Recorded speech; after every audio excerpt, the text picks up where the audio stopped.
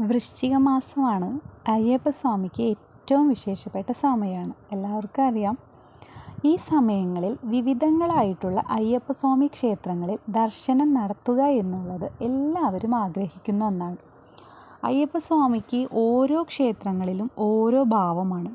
അതിലേറ്റവും പ്രധാനപ്പെട്ട ഭാവമാണ് അശ്വാരൂഢ ശാസ്താവ് എന്ന് പറയുന്ന ഭാവം.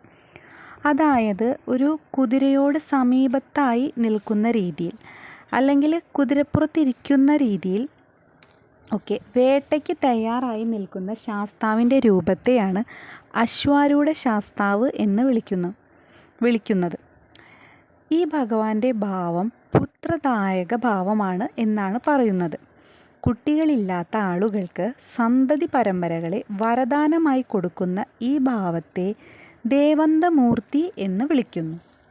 ഈ ഭാവത്തിൽ സ്ഥിതി ചെയ്യുന്ന പാലക്കാട് ജില്ലയിലെ ഏക ക്ഷേത്രമാണ് ചെറുംകുളം ശ്രീ അശ്വാരൂഢ ശാസ്താ ക്ഷേത്രം. ഈ ക്ഷേത്രത്തിലെ ഒരു പ്രധാനപ്പെട്ട വഴിപാട് നിങ്ങളിലേക്ക് പരിചയപ്പെടുത്താനാണ് ഈ വീഡിയോ ചെയ്യുന്നത്. ഇവിടെ എല്ലാ 30 ശനിയാഴ്ചകളിലും, 30 പറയുമ്പോൾ അറിയാലോ, എല്ലാ 30 ശനി, 30 ഞായർ, 30 തിങ്കൾ എന്നൊക്കെ പറയുന്നത് മലയാള മാസത്തിൻ്റെ ആദ്യത്തെ ദിവസത്തെയാണ്. ആദ്യ തിങ്കൾ, ചൊവ്വ, ബുധൻ അതാണ് പറയുന്നത്. അപ്പോൾ ഇവിടെ 30 ശനിയാഴ്ച നടക്കുന്ന കാര്യസാധ്യ പുഷ്പാഞ്ജലി വെറും 30 രൂപയാണ് അതിൻ്റെ ചിലവ്.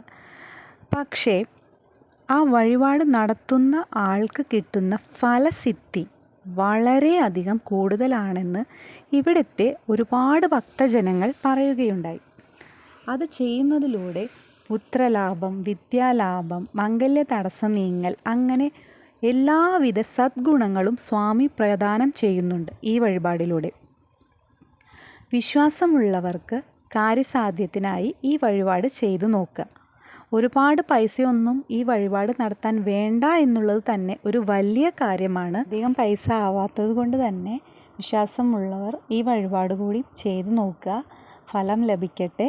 സ്വാമിയെ ശരണമയ്യപ്പ.